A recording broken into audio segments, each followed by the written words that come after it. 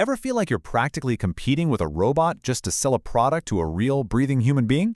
Let's dive into this explainer, where we're going to connect the dots between massive global technological shifts and your daily face-to-face business interactions.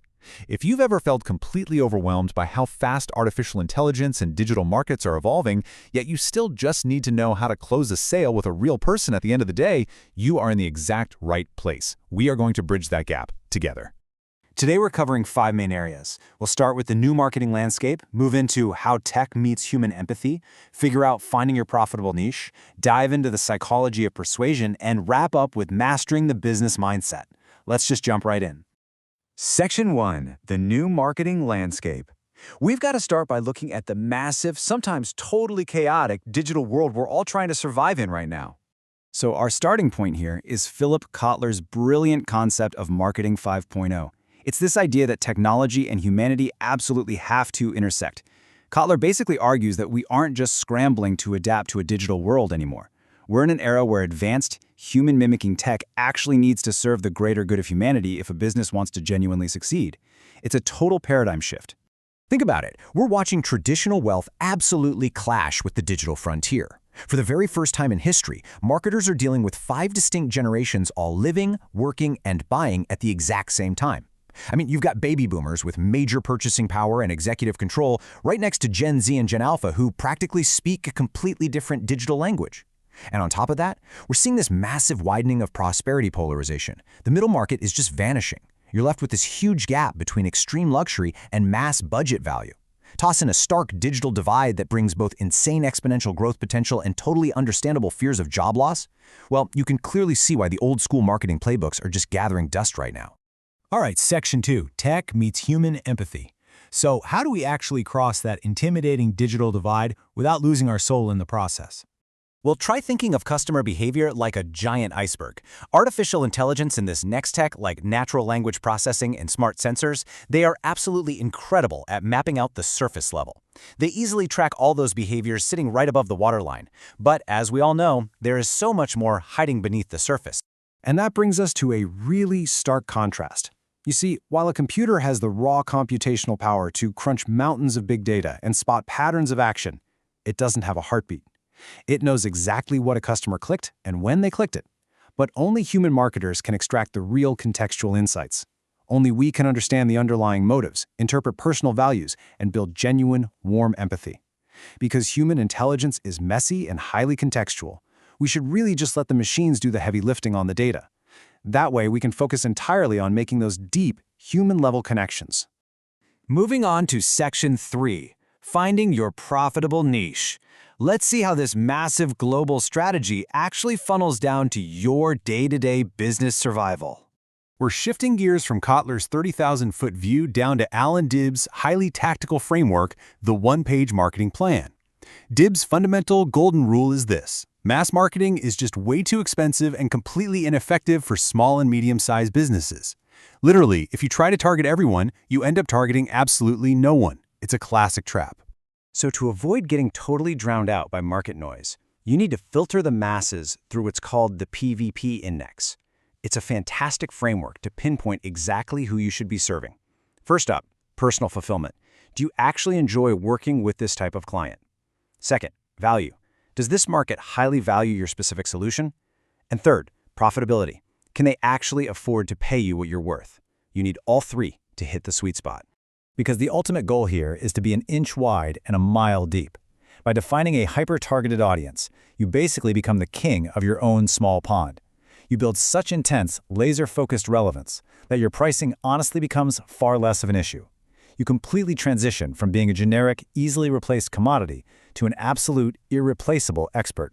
Which leads us to Section 4, the psychology of persuasion. We're zooming in even further now, right into the minds of your specific niche customers. This sequence lays out the psychological triggers you absolutely must activate to gain trust rapidly. Let's break it down. Step 1 is reciprocity. Look, before you ever ask for a sale, you have to give free value first. Maybe it's a free tip, a quick consultation, or some genuinely useful data. Then, step 2 is scarcity. Human beings act on the fear of missing out, right? So introduce a genuine time limit, like a strict 48-hour window on a special offer. Finally, step 3 is social proof.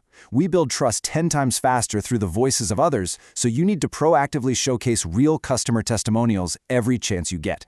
Now, doing this properly means breaking some traditional bad habits. It's what's known as the story brand flip. Instead of grabbing a megaphone and shouting, "Hey, look at us, we're the best company," your message should actually empower the customer.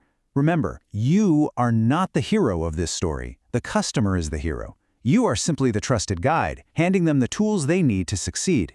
But here's the catch. Even if your messaging is spot on, you still have to be seen.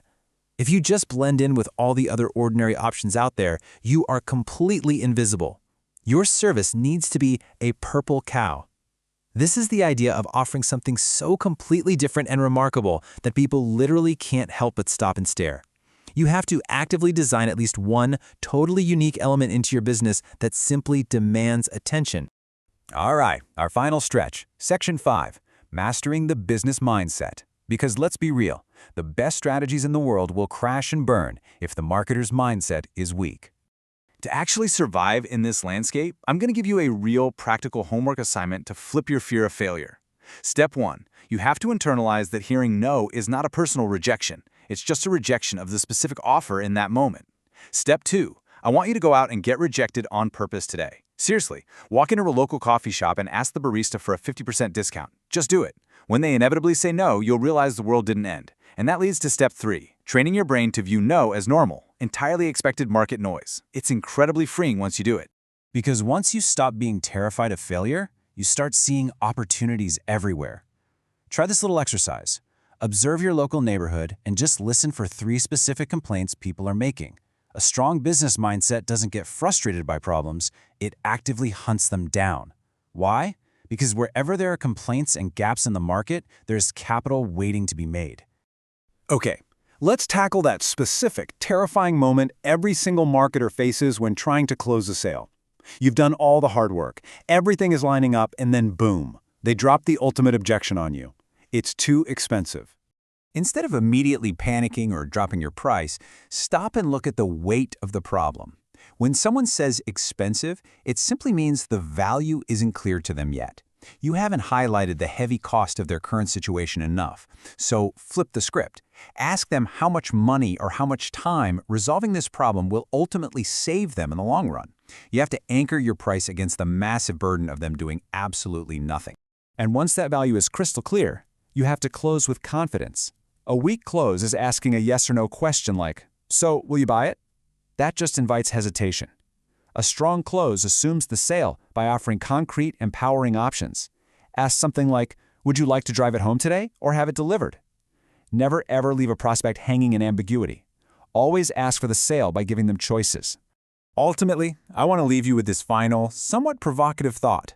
Whether you're utilizing advanced AI algorithms to filter huge data sets, or you're negotiating face-to-face and pushing past a tough rejection, how are you going to use these tools to leave your customer's life better than you found it?